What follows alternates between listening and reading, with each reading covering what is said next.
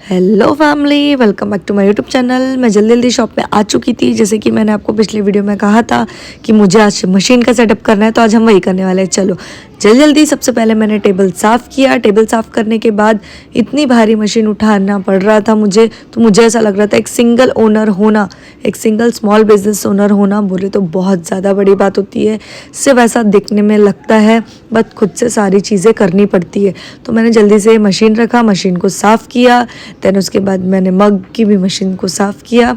मैंने फिर टेबल को साफ़ किया। टेबल मेरा बहुत ज़्यादा गंदा हो पड़ा था, मुझे कंप्यूटर सिस्टम भी लगाना था।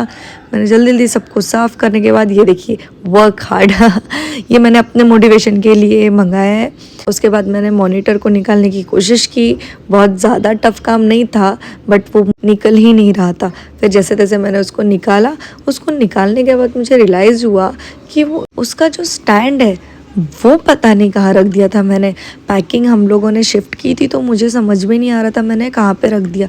फिर मैंने बहुत ज़्यादा ढूंढने के बाद वो मुझे मिल ही नहीं रहा था। थोड़ी देर मेहनत करने के बाद मैंने डिसाइड किया कि वो मैं बाद में ढूंढ लूँगी, तब तक मैं प्रिंटर की अनबॉक्सिंग कर लेती हूँ। तो मैंने प्रिंटर को अनबॉक्स किया मैंने। तब मैंने उसके अंदर देखा कि मेरी कुछ पुरानी प्रिंट्स थी, जो DTF प्रिंट होती है, वो मुझे उसमें से मिली।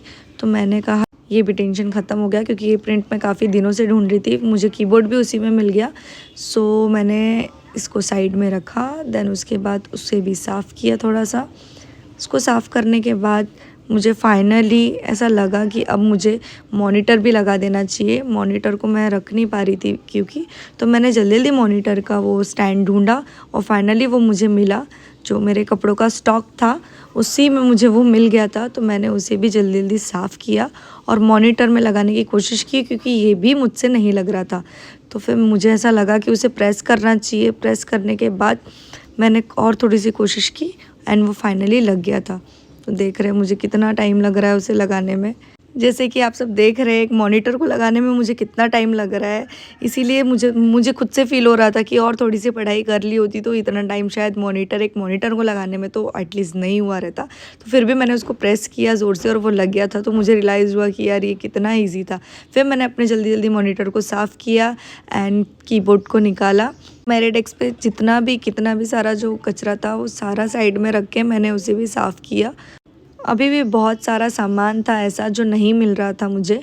फिर भी मैंने कहा कि इसको साफ़ करने के बाद हम ढूंढ लेंगे कि क्या क्या मिल रहा है, क्या क्या, क्योंकि मुझे याद ही नहीं आ रहा था मेरे पास क्या है और मैंने पैकिंग के दौरान कहाँ रख दिया था, वो मुझे समझ ही नहीं आ रहा था।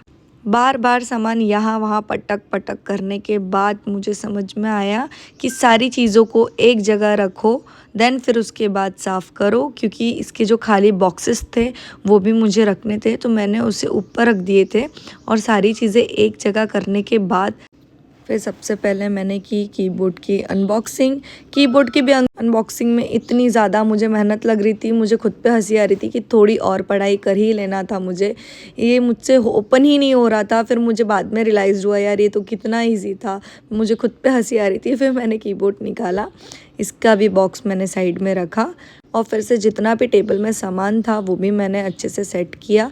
सेट करने के बाद मुझे अब सिर्फ केबल्स लगाने थे, जो मैंने डिसाइड किया। अब वो मैं कल या फिर बाद में करने वाली हूँ। तो क्योंकि इसके लिए मुझे एक्सटेंशन बोर्ड की बहुत ज़्यादा नीड थी, जो कि मेरे पास था नहीं। तो मैंने बैठ के थोड़ी देर सोचा, फिर मैंने कहा यार जाने दो। तो ये मेरा फाइनल लुक है, ये मेरे मशीन का सेटअप है और ये है मेरे टेबल का सेटअप। तो बाय बाय, मिलते हैं नेक्स्ट व्लॉग में।